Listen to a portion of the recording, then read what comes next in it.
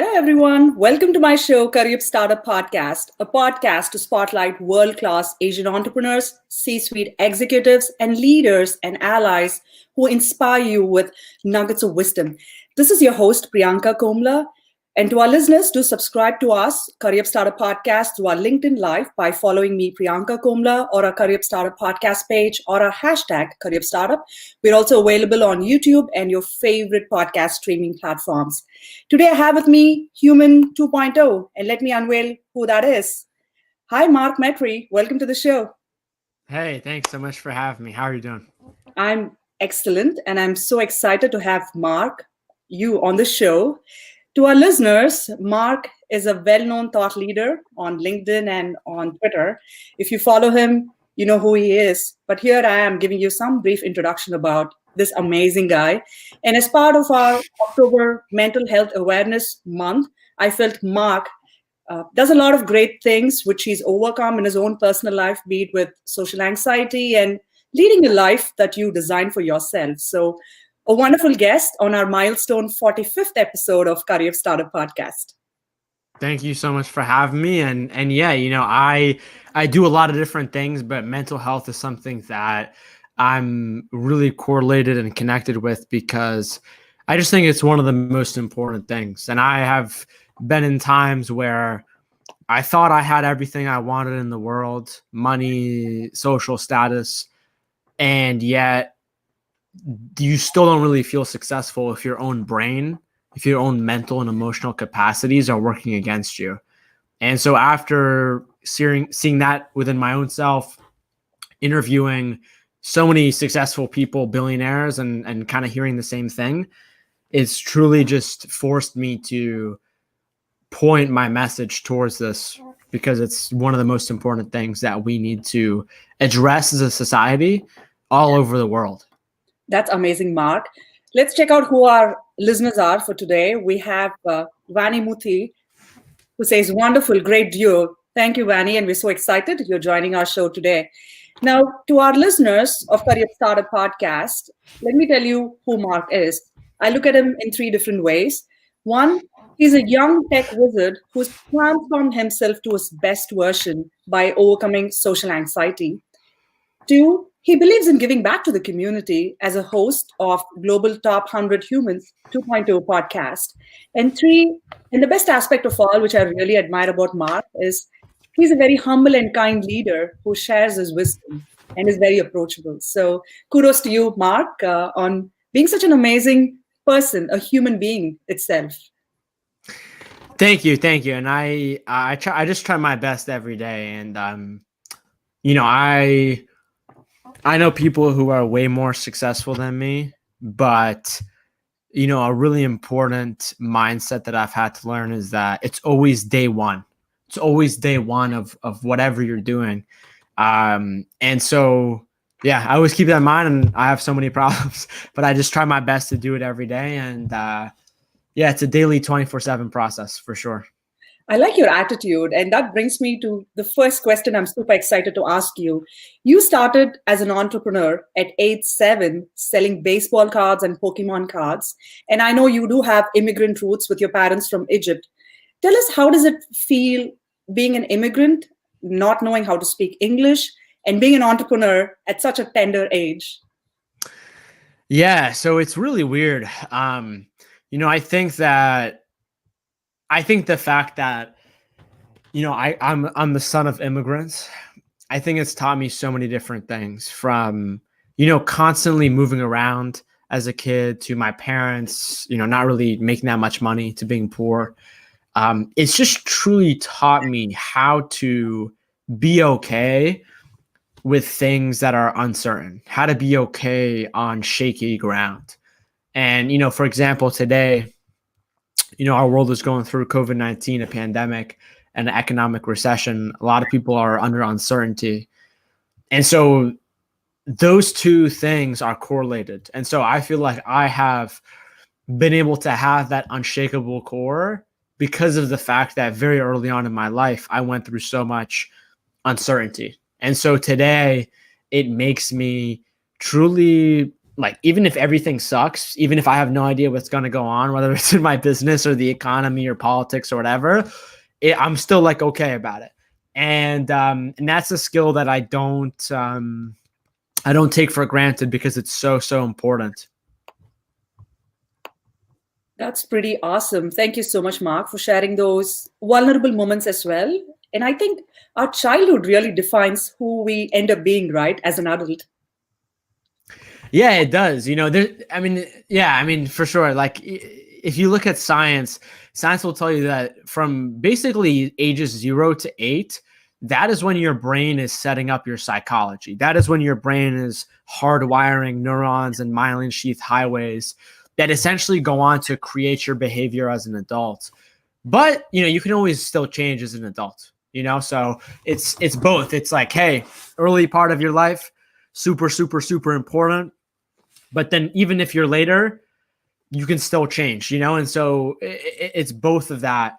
But yeah, I mean, if you look at the science, you look at psychology, what you go through from 0 to 8 really creates your life. And then from, ages 8 until you're 15, that creates most of your social, perspective and how your brain should interact with the world. And so, yeah, I mean, that could be a good thing. That could be a bad thing. Like I look at my beginning of my life and I'm like, there were a lot of great things. There was a lot of curiosity. There was a lot of trying to deal with uncertainty. My parents loved me a lot. And so I think like all of us, we've experienced good and bad things in our childhood. And I think it's just a matter of becoming self-aware and realizing that, and then just realizing it so you can deal with it. And I think a lot of people, they just naturally speaking, this is the way our brain's created. A lot of people just try to ignore things that have happened a while ago. And they're like, oh, that doesn't have anything to do with who I am today. But the reality is it probably does. And I think a lot of people just haven't recounted their life. And so, yeah, I think doing like some sort of a life review to gain awareness over your life and who you were at early times. Sometimes this happened to me in like traumatic moments where like my life flashes before my eyes, but recounting who you were is so important because it then gives you the psychological framework to then create a new person and create your future. That's fabulous advice. Looking at our life by pausing for a moment and really introspecting what are some traits that we've carried from our childhood. And for you, I believe that grit, perseverance, and resilience have really shaped you into being this human 2.0 that you're today. Yeah, I'm sure it's like tens of thousands of factors, but ultimately, everyone has their own life. Everyone's gone through what they've gone through. And ultimately, for me, it's just like I'm trying to put a message out there of like, it doesn't matter what race you are. It doesn't matter where you are from. It doesn't matter where your parents are from. The reality is that if you choose to, you can really upgrade every single area of your life. And you can do that with your mental health, with your business, with who you are, a movement, a podcast. And so that's really my main message. And everyone has their own origin story version of this. And that's the beauty behind life. There's 8 billion different stories. And I think in some ways we're all telling the same story, but I think in a lot of ways it's different to each person, but we have more in common than we do apart, all of us. That's very true. And one of our listeners just chimed in, Surabhi Lal, who talks about how self-awareness is so important and we need to look at some points in our life as well. So thank you, Surabhi, for that comment as well. Yeah, of course. And it's funny because I put out a video yesterday on my LinkedIn with me and Jay Shetty, and we talked about the number one reason why people don't have self-awareness. And you actually look at it, and the reason why people don't have self-awareness is because people are never still. It's always like, oh, I got to go do that thing. I got to go do this. I got to go to this routine. I got to take care of my kids. I got to do this job. I got to sleep. I got to do that. And the reality is that if you don't have time to slow down and gain stillness, it's very hard to change your perspective. And if you are living your life based on one perspective, you are not, being as strategic as you could be.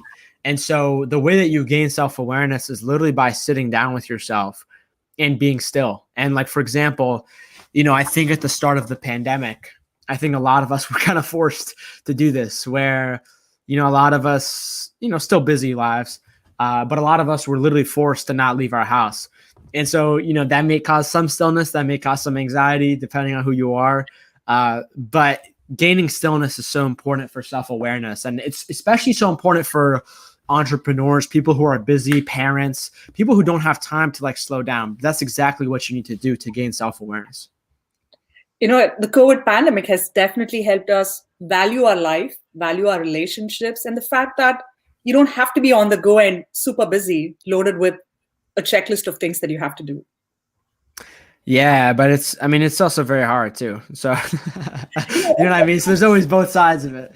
Very true, Mark, because it's unlearning a lot of behavior that we're so ingrained into doing from a very young age. So it's a challenge, but I think it's time for us to just review, just give it a pause and review where life is taking us.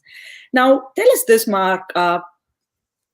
You started as someone who didn't speak English, and here you are today hosting your podcast, which is one of the top podcasts, Humans 2.0, interviewing hundreds of top leaders. What is one advice that you give to yourself to keep that inner drive going on a daily basis? That's so interesting. To be honest with you, I don't really think I have a choice anymore. I think just like who I am, my psychology, my mindset, my physiology, who I've created myself to be, the life that I have, the systems, the people who I've surrounded myself to be. To be honest with you, I don't really have an issue with like keeping up the drive, because I know that, I don't know, if something happens today and I'm like, wow, that sucks and that's so sad, and I get depressed and I don't do anything for the rest of the day, I know tomorrow my brain is going to wake up and it's going to motivate me to do better, to try to make up for yesterday. And so honestly, I don't necessarily think the drive is the problem, at least for me. I think the biggest issue is just like, it's because of that drive that I know this might sound cocky, but I know that I'm going to be successful no matter what I do. And the reason why is because that drive is always going. This fire, it's always going, it's always burning. And I think the next question would rather be, how do you make sure that your drive is moving, but you don't get burned from it? And I think a lot of us, we all have this drive. We all have something that motivates us, whether it's we just want to do better, we want to do better for our kids, we just want to be happy, want to make more money. But I think what happens is we put ourselves in these unhealthy patterns and habits where we sacrifice our own mental health for the sake of productivity, for the sake of trying to be in some pattern that our brain thinks is going to make us successful. And so that's it. However, I definitely think a while ago I didn't have a drive. And I think there's a lot of things that you could point to that. I think one is like your physiology. And so, for example, I grew up and I had a lot of like chronic autoimmune health issues. And it actually turns out that most of those are caused by your diet, your food. And so for me, when I began to change my diet around, I stopped eating sugar, processed chemicals, artificial crap. All of a sudden, it's like you get your human spirit back, you get your energy back. And at least in America, nobody really eats healthy. And so I think that's one part of it. The second part of it is if you are not living the truth of your life, it doesn't matter what you do because you'll always feel unmotivated and apathetic. So for example, this pattern usually starts when you're a kid where for example, you have a rule in your house that says no cookies before dinner time. And you're a little kid and you know this rule, but you're like, hey, I want a cookie. And so you steal a cookie and you hear your mom coming downstairs and your mom sees you, with crumbs on your face. Your mom knows that you ate a cookie, obviously, because moms are really smart. But you know that you broke a rule. And so your mom asks you, she's like, hey, Mark, or hey, Alex, or hey, Brittany, did you take a cookie? And a lot of times, we love our parents. We don't want our parents to think bad of us. And so we're like, no, we lie, right? We say, hey, no, I didn't eat a cookie. And so that may seem harmless. That may seem innocent. But the reality is that we get caught up in this pattern of lying and not prioritizing the truth very early on in our lives. And it becomes a pattern that happens over the course of thousands of times. And the real detrimental effect of this is that every time you do that, you are essentially creating a version of your life. You are creating a version of reality where you are creating a fake version of yourself who just lied to somebody else. And you're taking the real authentic version of yourself and you're putting that in the back of your life. So you're creating a reality where you're conditioning yourself to be ruled based on the opinions of other people because you don't want your mom to think lesser of you. And so we do that so many different times. Next thing you know, we're not actually living our own life. We're not actually living our own truthful, authentic life. And so if you're not living your life, how can you be motivated to do anything? And so that becomes really the biggest thing. And that's why you have people who they have to do something extreme or they have to do drugs, something extreme enough to wake them up to be like, oh, this is my life. This is how I feel connected. And so that's one of the biggest things is like, if you feel like at a deep level, you're not motivated with your life, it's because you're not actually living your authentic, truthful life. And you need to go find or create that person who you're actually supposed to be.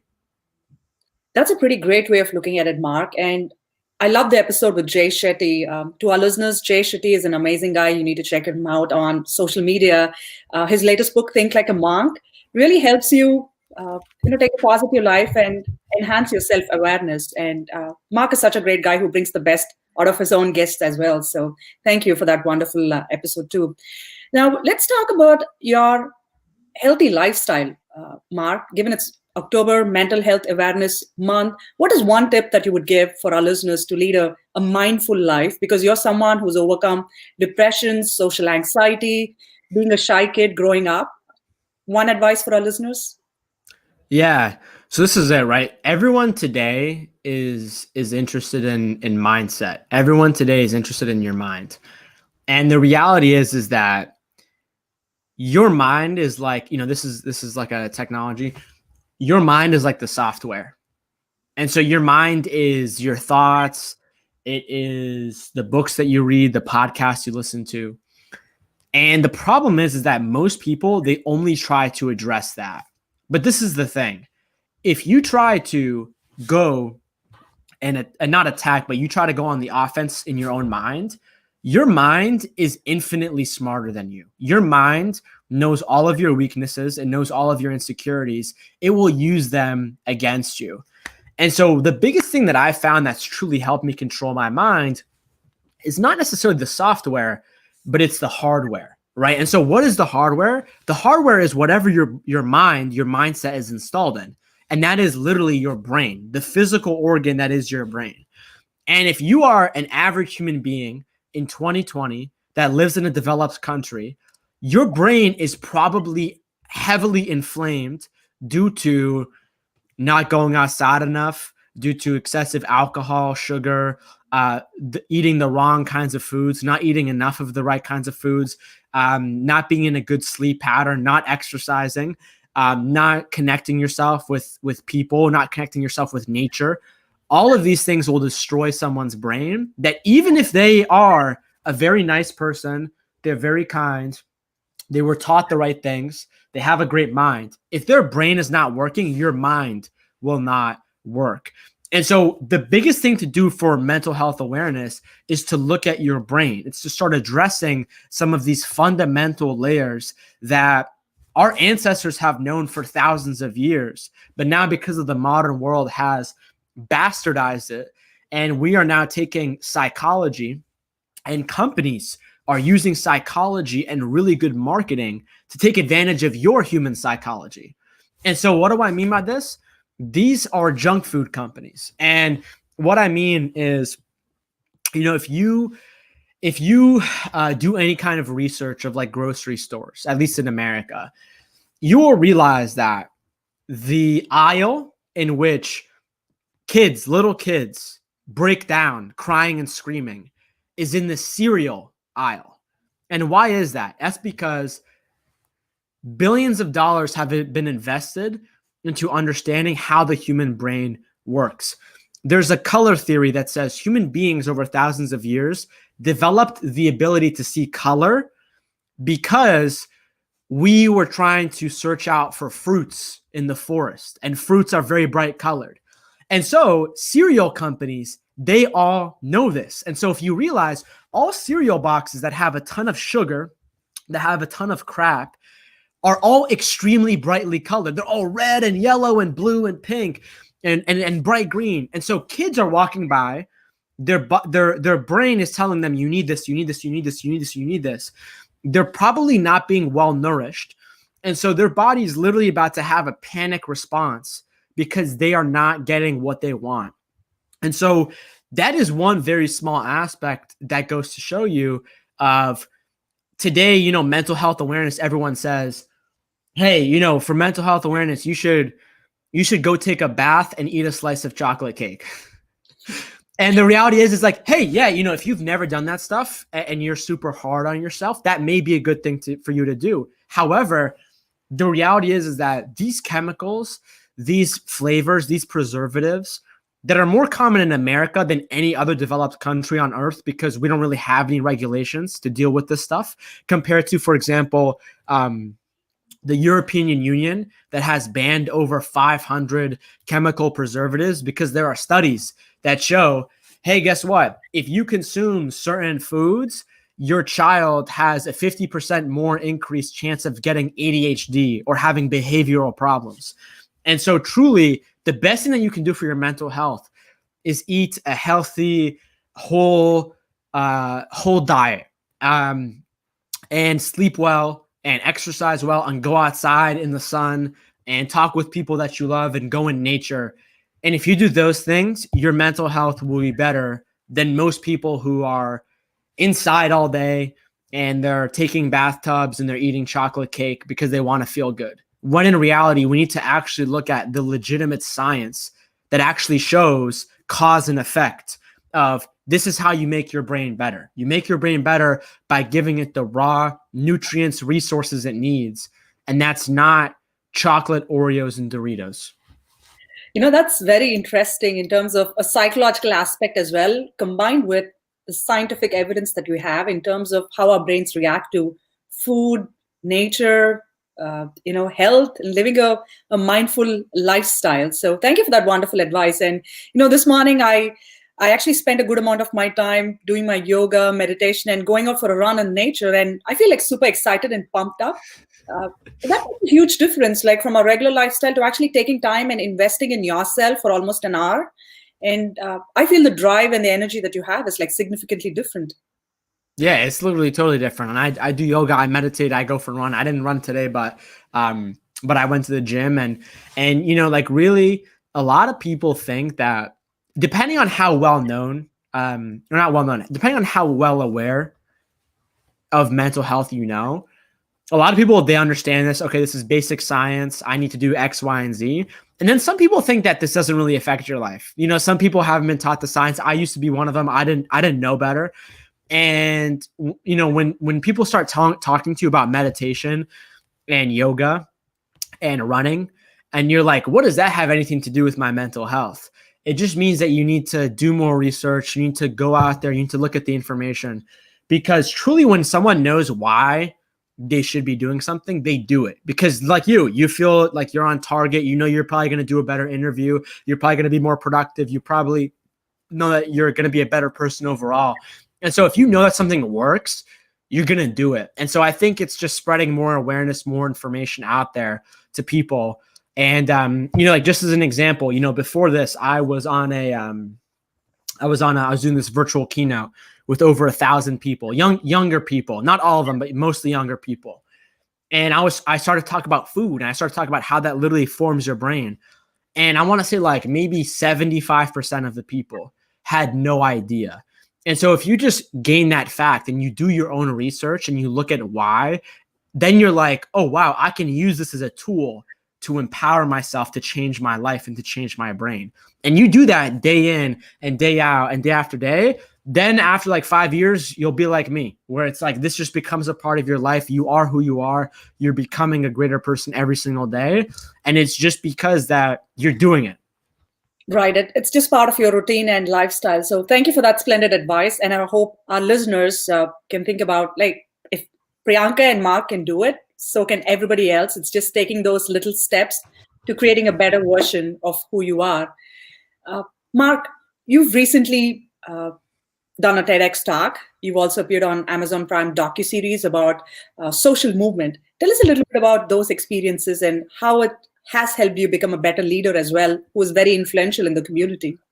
Yeah, so my TEDx talk is on the same topic of my book, which is Screw Being Shy. It's about social anxiety, and yeah, this Amazon Prime documentary series, The Social Movement.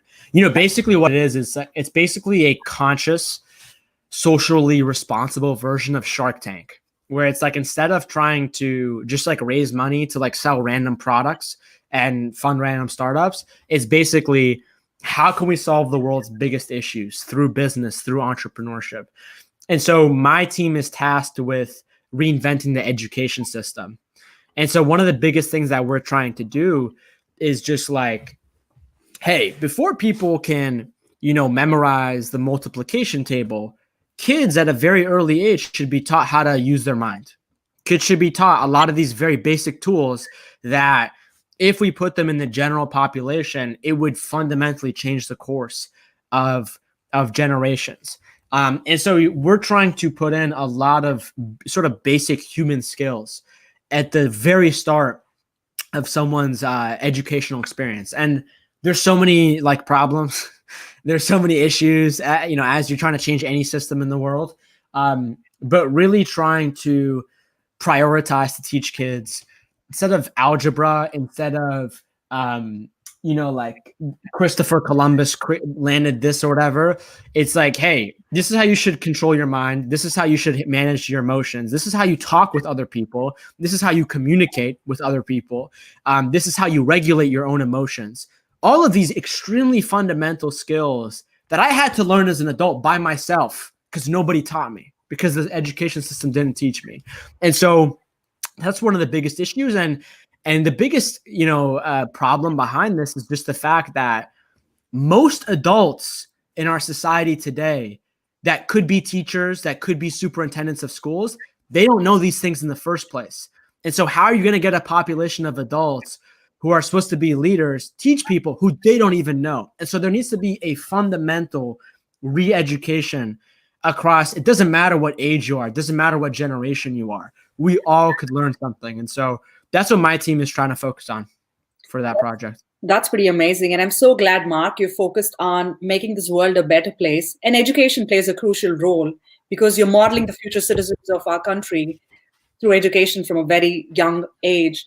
And I agree with this part of it because as somebody who grew up in India and we are more focused on a rote learning system where you just have to buy hard things to get the GPA that you want, versus really understanding the science behind nature, technology, engineering, so that kids become fascinated by it rather than saying, this is a checklist that you'll have to do in order to be in that spelling bee competition, right? 100%. Yeah, absolutely. And like another big one is just like teaching people how to learn how to use social media. Like there's all this talk now of how social media is, can be a toxic or a damaging thing. And it totally can be, but it depends on the user, depends on how you use it. And I honestly think that we should make some sort of class that everybody should take that teaches you how to use social media, that teaches you, hey, don't click on this. This is what a hack looks like. This is what a scam looks like. Don't use social media when you feel like you're alone, when you're hungry.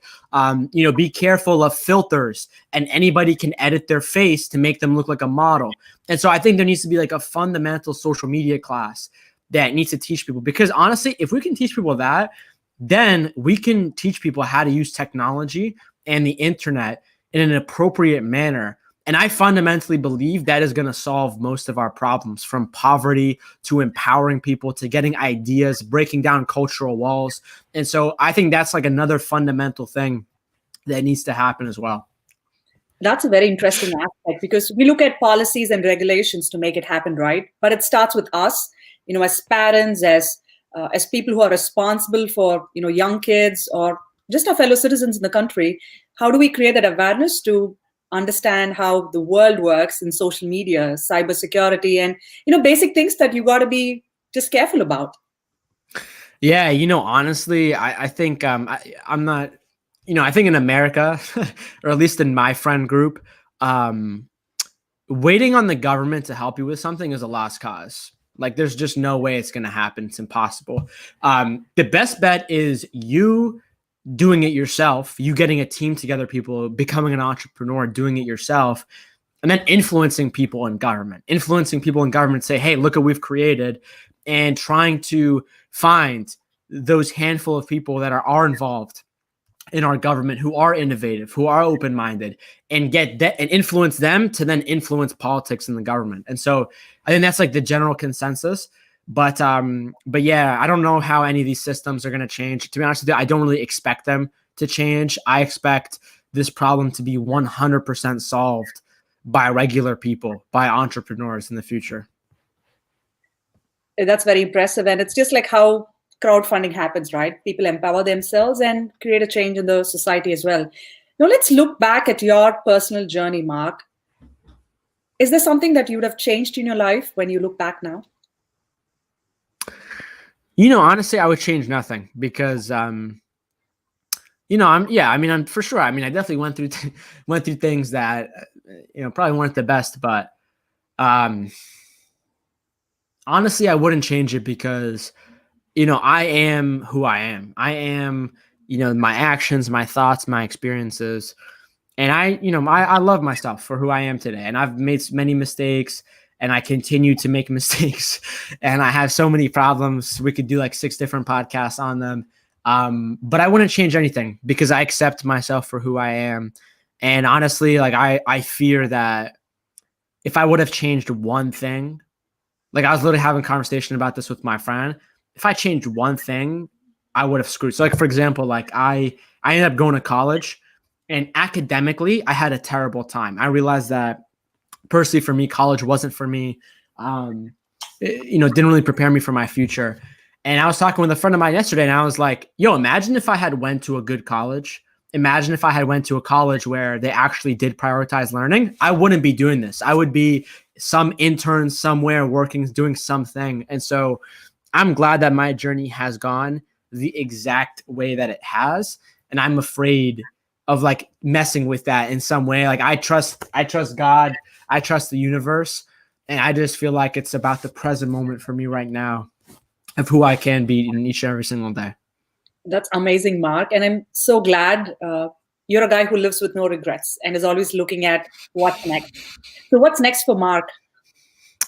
I think the biggest thing for me is like, I'm doing so many different things I could talk to you about. Like I'm in the middle of starting this organization called For Purpose with a lot of other amazing people who are pretty well known too. And we're basically trying to create a platform that can mobilize and help people who want to change their lives and live their lives more purposefully. I just had an audiobook for my book, Screw Being Shy, that came out last week. Pretty excited about that. And, really, I think the biggest thing is I think it's me taking this message and I think it's bringing it to other mediums, bringing it to other platforms where it's the same message, but it's done in a different way. It's like right now I'm actually working on putting some music out there. I have I'm involved in different documentaries, just trying to find as many different mediums, as many different ways to repeat my message or to say in a different way to hit a different group of people. That's really it. And so, yeah, there's a lot of different ways that I'm trying to do that. But that's something that's always going to keep on changing. So it's just blowing it up even more. So we're super excited about your upcoming endeavors, Mark. And I agree with you in terms of channelizing different platforms to get your message across to a wider variety of audiences across different cultures and countries. I think that's very much needed in these challenging times. So kudos on your endeavors going forward as well. Yeah, thank you so much. Best of luck to you too. And And yeah, I love your podcast. I love the name of your podcast, and you're a great host. And I think a lot of hosts lack the ability to ask structured questions, but then be able to just be themselves and have a conversation too. And so that's a very rare skill. And so good Thank for you. you. And I love this podcast for sure. Thank you so much, Mark. Really appreciate your wonderful words as well. And to our listeners, I would love to say thank you, Mark, again, because Mark is a top podcaster in our community. So when I reached back to him like a couple of months ago and told him, hey, I'm on this podcast and I'm trying to craft my vision. How do I really get to the next level?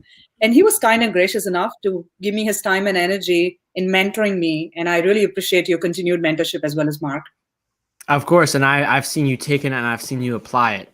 And that's the best thing to see, you know? So a lot of the times, you know, what I've learned in my life is that a lot of times if you give people advice for free, a lot of times they don't think it's valuable. They don't actually do it, but you have. And that right then and there, that's like less than 1% of people do that. And so good on you for doing that.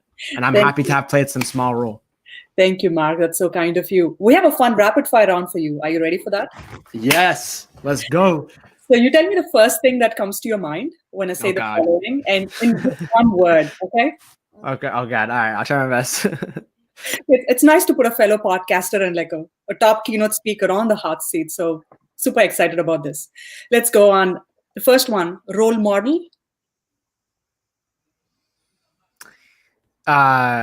Race. And what I mean by that, can I explain? Sure, go ahead. So I remember when I was growing up, I feel like I didn't really have any role models. And I think that's because whenever I saw athletes, they were either white or black. Whenever I saw any actor, they were probably white. And so I remember just thinking as a kid, like none of them look like me.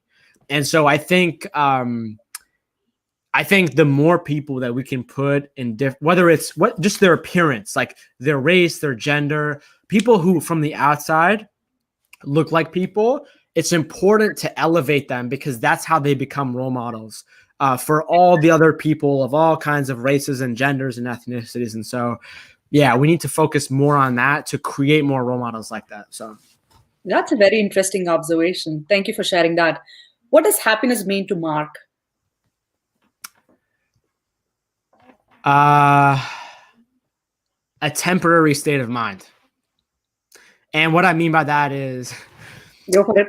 I remember when I was depressed and anxious, I was like, man, I just got to be happy. I just got to be happy. Just got to be happy.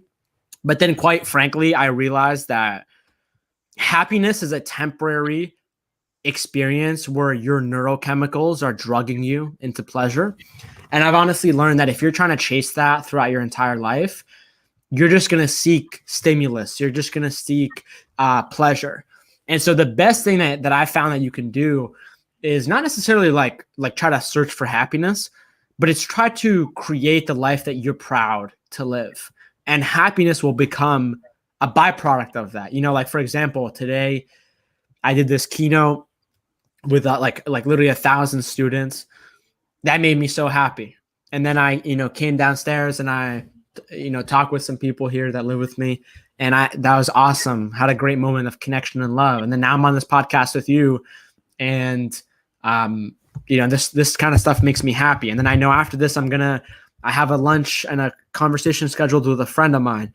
And so, of course, we need to set that intention to be happy. But I also think that some people can kind of chase their own tail in like this happiness spin, when in reality, happiness is just a temporary state of mind. It can come and go. And that's a lot of spiritual wisdom in you, Mark. I try my best. My friends are Jay Shetty, so There you go. What is one fun thing about you that you haven't shared with anyone, but it's exclusive to our Curryup Startup Podcast listeners? Oh man,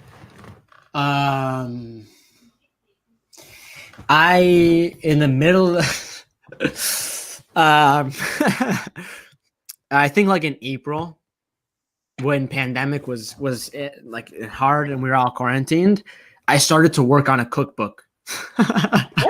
Yeah, because I'm a big fan of cooking. Cooking is like a second form of meditation for me, and I really I'm not gonna publish it. I might publish it for fun, but I literally just started to put together a book for people that want to learn how to eat healthy on a budget, not spend too much time. So I just started putting that together. It's not, obviously it's not done, but that's interesting. Yeah. Thank you for that sneak peek. Do you have a name for the cookbook? No, I have no idea. It's just, it might be something that I release in like 5 years, 10 years. So it's just a kind of a fun, one of the hundreds of side projects that I have that keeps me sane. That's amazing. Here's the most fun question. What is your native language? And one word to describe yourself in it. Arabic, Arabi. One word to describe myself in it.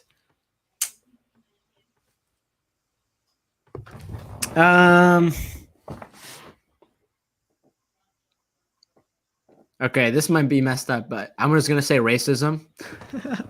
And the reason why I say that is I remember anytime that I would speak Arabic when I was younger, I remember I would just be called some kind of terrorist or some kind of discrimination or racial slur because I was speaking a different language. So that's the first thing that comes up. Pretty dark, but it's okay. How do you say thank you in Arabic, if you can teach me? Shukran. Shukran. So I should say, Shukran, Mark. Thank you so much for being such a wonderful guest on our show. And I'm really impressed with the breadth of knowledge that you have, because people look at you as a podcaster, as a top LinkedIn influencer, but underneath those layers, there's this human 2.0 Mark who has a lot of spiritual wisdom, who has interesting things to share about the scientific evidences behind how our body works, and more about giving back to the community as well, as somebody who's engaged with people around him.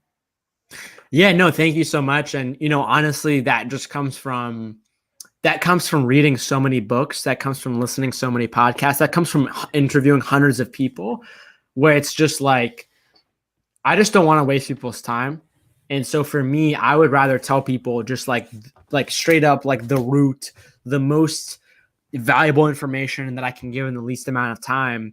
And the reality is like, if you want to grow your podcast, first off, you have to grow your brain, and you can't do that without eating healthy. You know what I mean? So it's all connected. And so I just try to, do that with like the most important, most impactful. So I appreciate that. Thank you, Mark. We'll wrap it up with one last comment from one of our listeners. Satya says, very impressive interview. Thank you, Satya, for that. Thank you, Satya. Thank you, Mark. And to our listeners of Curryup Startup Podcast today with Mark Metry, 3 key takeaways that we want to share with you. 1, live your own authentic life and design a life that makes you happy. 2, don't chase your happiness. Be in a state of mind, like what Jay Shetty says, right? Be in a state of mind that gives you a lot of peace, and happiness is a byproduct of that.